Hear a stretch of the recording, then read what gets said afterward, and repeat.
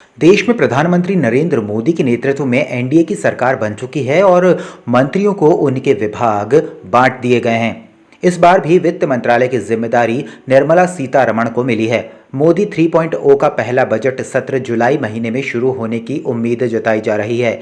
Budget सत्र को लेकर उत्तराखंड बीजेपी प्रदेश अध्यक्ष महेंद्र भट्ट का कहना है कि उत्तराखंड प्रधानमंत्री नरेंद्र मोदी के ड्रीम प्रोजेक्ट्स का हिस्सा रहता है और उत्तराखंड को पूर्व में भी केंद्र से बड़ी सौगात मिली है। इस बार के बजट सत्र में उत्तराखंड के धार्मिक, साहसिक पर्यटन और यहाँ के मोटे अनाजों को बढ़ावा देने के साथ ही रेलवे कनेक्टिविटी और एयर कनेक्टिविटी को बढ़ावा देने के लिए केंद्र सरकार से बजट स्वीकृत मिल सकता है। उत्तराखंड क्योंकि प्रधानमंत्री जी के ड्रीम प्रोजेक्ट का हिस्सा रहता है और मैं कह सकता हूं कि इस बार के बजट में उत्तराखंड का जो धार्मिक पर्यटन है, साहसिक पर्यटन है और भी अनेकों, चाहे वो श्री अन्न का विषय हो उसको जोड़ते हुए और भविष्य के अंदर रेलवे कनेक्टिविटी के विषय, हवाई कनेक्टिविटी के विषय, निश्चित मुझे पूरा विश्वास है इस बार के बजट में सबकी व्यवस्थाएं निश्चित रूप से दिखाई देगी।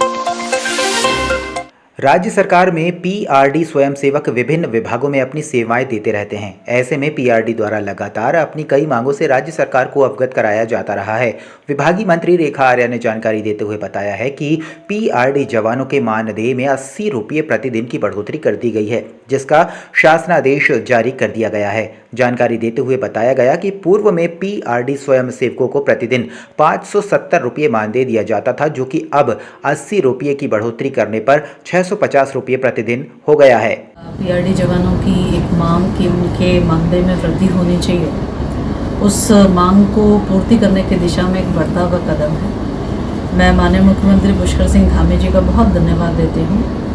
सामान्यतः किसी भी मानदेय कर्मी का मानदेय उस समय बढ़ाया जाता है जिस समय हम चुनाव के आसपास होते हैं, लेकिन मैं माननीय मुख्यमंत्री जी का विशेष धन्यवाद करती हूँ कि उन्होंने विभाग की मंशा को समझते हुए, पीआरडी जवानों की समस्याओं को समझते हुए जिस समय नितांत आवश्यकता थी उस समय उनका जो है मानदेय वृद्धि करने का काम किया है। तो इसके लिए मैं उनका हृदय की गहराइयों से धन्यवाद करती हूँ।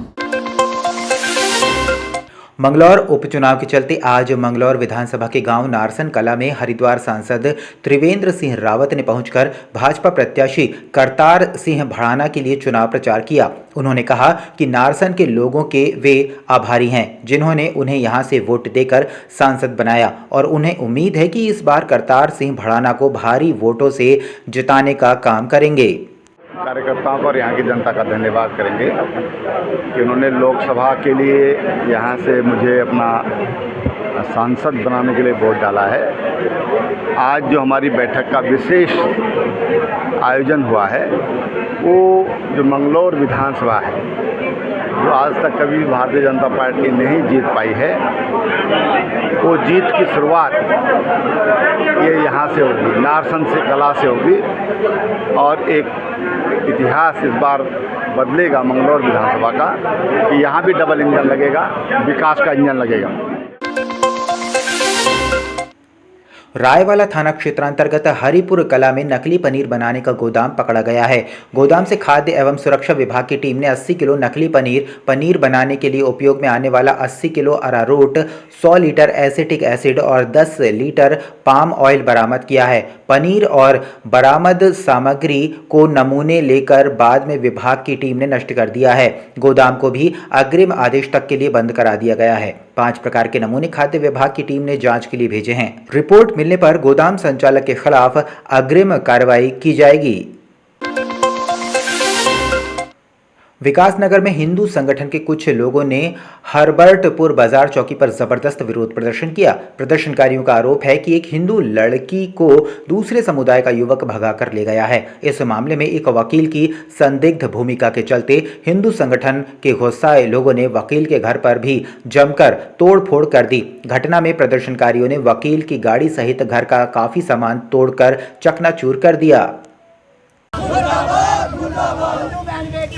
बंद करो, बंद करो, बंद करो। हिंदू को गोली मारो, सालों को देश के गद्दारों को गोली मारो, सालों को बंद करो, बंद करो। रईसुद्दीन सिद्दीकी वकील का नाम है। वो अभी हाल ही में एक नाबालिग बच्ची को भगाने के जुर्म में जेल काट करके आया, अभी 5-7 दिन पहले आया होगा। उसने ये आते ही बाहर आते ही ये सेंटेंस रच दिया और सारी की सारी घटना उसने जो है लिख करके उस लड़के के माध्यम से लड़की को इंस्टाग्राम पर उपलब्ध कराई। क्या षड्यंत्र करना है, कैसे करना है, क्या बोलना है, पूरा रोड मैप उसने उसको दिया है। तो इसका पूरा हैंडलर जो है वो रईसुद्दीन सिद्दीकी है। हमारी डिमांड ये है, हम आज यहाँ जो पहुँचे हैं कि रईसुद्दीन सिद्दीकी को गिरफ्तार किया जाए, हमारी लड़की बरामद करी जाए। ये एक युवती को एक भिन्न समुदाय के युवक द्वारा भगा ले जाने के संबंध में आज एक तहरीर हमें प्राप्त हुई। हमारे द्वारा इस संबंध में संबंधित धाराओं में अभियोग पंजीकृत किया गया है। इसी बात को लेकर इनका रोष था, आक्रोश था। तो अब चूँकि अभियोग पंजीकृत हो गया और मामला शांत हो गया।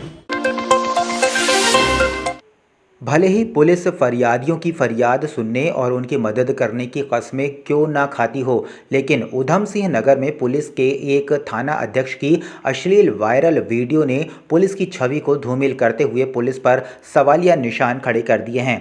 ऑडियो वायरल होने के बाद राजनीतिक गलियारों में राजनीतिक हलचल शुरू हो गई है, जहां किच्छा विधायक तिलक राज बेहड़ ने पुलिस को कटघरे में खड़ा कर दिया है, तो वहीं किच्छा के पूर्व विधायक राजेश शुक्ला ने पुलिस की पैरवी करते हुए पीड़ित महिला को षड्यंत्रकारी बताया है।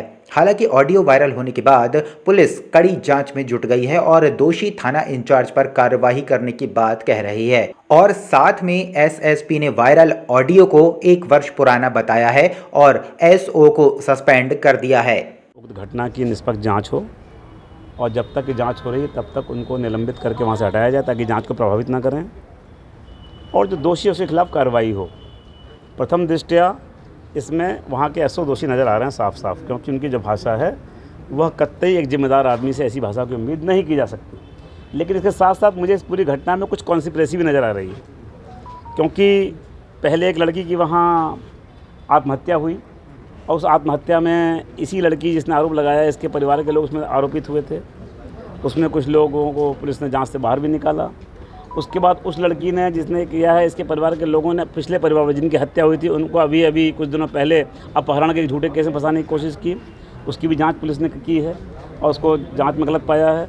तो इन सारे चीज़ों को जोड़ना पड़ेगा। बात यह है कि क्यों नहीं अभी तक सस्पेंड किया गया, क्यों नहीं उसके खिलाफ एफआईआर दर्ज हुई। देश के अंदर 10-10 साल पुराने मामले अगर किसी महिला ने, पीड़ित व्यक्ति ने उठाए हैं महिला ने, तो उसके खिलाफ भी तब भी कार्रवाई हुई है, एफआईआर दर्ज हुई है। एक नहीं दसियों मामले हैं। ये तो 1 ही साल पुराना है।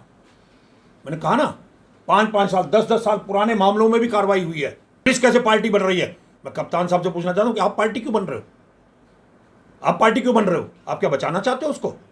आप ईमानदार हो और आपकी सही अच्छी है तो अगर आप कहते हो कि मैं ईमानदार हूँ, सही हूँ, तो करो ना सस्पेंशन उसका, करो एफआईआर दर्ज। अब तक क्यों नहीं हुई एफआईआर दर्ज? चाहे परिस्थिति कैसा भी हो, हमने तत्काल जो है जांच ऑर्डर किया था इस पूरे प्रकरण में, तो जिसमें ज़िले का हमारा तेज तरार आईपीएस ऑफिसर है, एएसपी है, लेडी ऑफिसर है। वी हैव गिवन दैट जांच to the new ASP. She is a very upright and fair officer and she has a very reputed this thing. She immediately went to the victim and victim का statements record करी है। तो victim ने प्रथम दृष्टया confirm किया है कि 1 साल पुरानी ऑडियो है एंड वो ऑडियो उसी का है करके। तो ये चीज़ हुआ है। तो ये चीज़ें तो प्रथम दृष्टया क्लियर ही है कि वो दोनों के बीच में ऑडियो कन्वर्जेशन है। तो विस्तृत जांच तो होता रहेगा, परंतु जो ये डैमेज है मतलब इट इज़ इनटॉलरेबल है कि एक जिम्मेदार पद पे रह के, स्पेशली थाना अध्यक्ष जैसे पद पे रह के, जिम्मेदार पद पे रह के इस प्रकार की हरकत या बात करना ही अपने आप में बहुत ही घोर अनुशासनहीनता, उद्दंडता, लापरवाही और पावर का दुरुपयोग में श्रेणी में आता है।